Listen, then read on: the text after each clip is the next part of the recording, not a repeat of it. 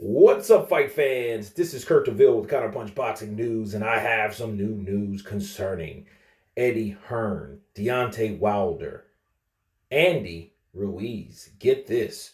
Once again, Eddie Hearn explains why Andy beats Deontay Wilder, but this time he has an explanation. Quote, I see him beating Deontay Wilder. Wilder was good the other night, and although Helenius may have been past his best, Wilder is still very dangerous, and he's brilliant for the sport.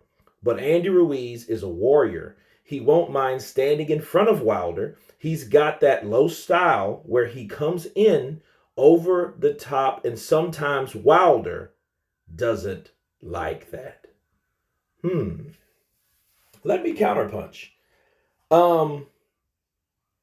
First off, it's refreshing to hear Eddie Hearn speak on Deontay Wilder so positively.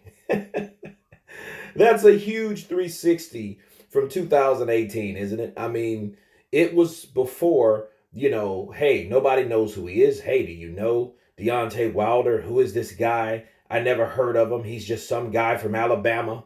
But now, Wilder is still very dangerous, and he's brilliant for the sport. He sounds like Rob McCracken in Anthony Joshua's corner when fighting Alexander Usyk the first time. Brilliant, AJ! Brilliant!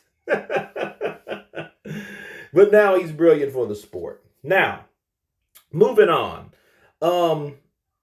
Wilder is dangerous, but does Andy Ruiz have what it takes to beat Deontay Wilder? Well, him standing in front of him like Eddie Hearn is explaining, would that be a good thing for Andy Ruiz? It wouldn't be. Maybe Andy would have a chance against the Wilder that fought Tyson Fury last because he was 240 pounds. He was slower. He didn't have the wind. He didn't have the reflexes. The added weight slowed him down.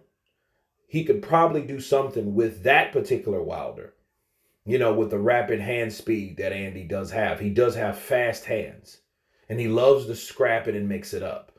But Wilder does not. Okay? Now, him explaining how Andy Ruiz gets low. Well, you're thinking of Andy like somebody like Mike Tyson that damn near squats, and he squats down and gets real low to get out of range of those shots.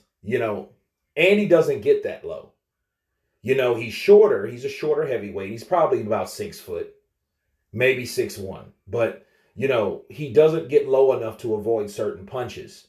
We seen that in the Joshua fight, the rematch. And we seen how Joshua was just really, he was right there for Joshua to land that right hand. And when Joshua hit him, it split his eye open.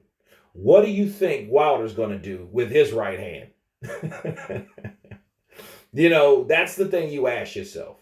Now, one thing that did intrigue me, what Eddie Hearn said, though, was sometimes he likes to go over the top. What he means by that is Andy Ruiz likes to throw his punches wide.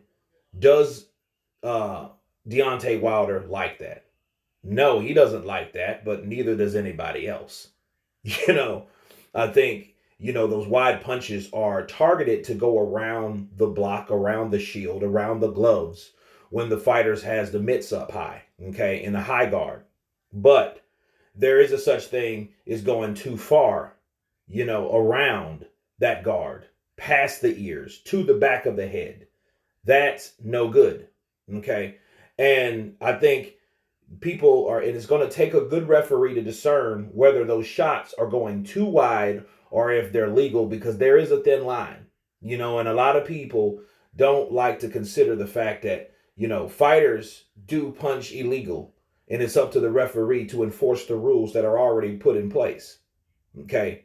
And if Andy can get away with it, he may have a chance for Wilder. He is shorter, but that doesn't mean he couldn't get Wilder in a corner and maul him with those wide shots. But you just have to determine, okay, which ones are legal and which ones are not, because I've seen Andy's last fight with Luis Ortiz, and I got to tell you, those shots, especially the ones that dropped him, weren't legal. Okay, so I have to make a note of that, you know. And even the one he hit Joshua with, yeah, the left hook was legal as you know what, but the punch that he eventually dropped him with was behind the head. So, you know, you have to be careful, and the referee has to be careful and be very aware of what happens in that place, because it's a such thing as winning a fight successfully, but it's another thing where you have to foul, because the last thing anybody wants to give Deontay Wilder people is an excuse for calling a guy a cheater. But in this case, if it's that reason, he would be absolutely right. You know, we don't want to turn him into a little boy cried wolf situation. You know, he cheated me. He threw wide shots. You know, just don't say nothing too crazy, you know, off the norm, you know. But if the referee was involved with stuff like that, he could blame the referee. But the problem is he's already used that, you know, for his first loss. So I think at the end of the day, Hearn's reasoning for Andy Ruiz beating Deontay Wilder is not enough to justify him beating Wilder. You know, Wilder's tall, he's leaner, he's thicker. He's leaner, he's quicker, right? Bars, accidental bars, right?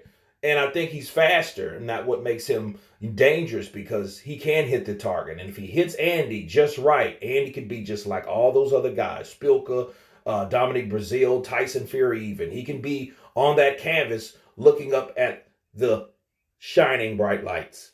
But anyway, you guys tell me what you think of Eddie Hearn explaining why Andy Ruiz beats Deontay Wilder. Of course, please subscribe. And you guys been Counterpunch. Peace!